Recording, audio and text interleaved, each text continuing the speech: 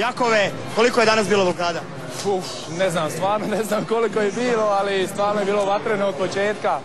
I pokazali smo od početka, smo igrali na terenu, šta da kažem, ponosan sam što sam Hrvat, eto to mogu reći. Isključenja vas idu, očito još uvijek nemate respekt. Pa dobro, ima tu, dok je borbe u terenu mora biti isključenja, a to je sastavni dio igre. Hvala Jakovu. Dobro, ovdje je red pravi Drago Vuković. Drago. Znaš ti ko nije znao, mi su sami došli. Dobro. Ajmo, Drago Vuković, izvolite. Hvala ti Bože, hvala svim ovim momcima. Mislim da smo zaslužili ovo polufinale. Hvala svim momcima. Ivane, ja vam se jako ispričavam zbog ona 3 ukradena centimetra. 178, evo, izvolite. Ništa, hvala ti na 3 centa.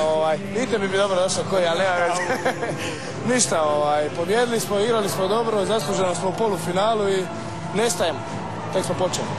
Denis Buntić, a ne znam, svaka čast. Pa ne znam šta da kaže, evo. Svi smo zaslužili najviše za ovu pobjedu, maksimalno smo ušli u utakmicu. Drago mi je zbog svih nas i zbog svih ovih nevjerica što nisu vjerovali u nas od početka, samo mi je zbog njih drago. Evo i svima sada pokažemo da znamo igra Hrvatska. Domagoj Duvnjak, dizelaš je onaj najkvalitetniji motor. Malo se Domagoj čuvao i gleda sad. Ja se zahvaljujem prvo svim dečkima na jednoj izvanrednoj borbi i ovim predivnim navijačima koji su stvarno podržali nas od prve do 60. minute i ništa, imamo sutra dan odmora i što je Ivan rekao, moramo se pripremiti dobro za polufinale.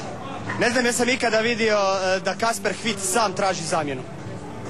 Ne znam, mislim da ne znam nija iskreno, ali bio sam koncentriran prvenstveno na igru, tako da... Sam rekao da neće lopiti. Svaka čast. Nostradamus. Gospodo, hvala vam i sretno. Toliko za sad iz Flash zone.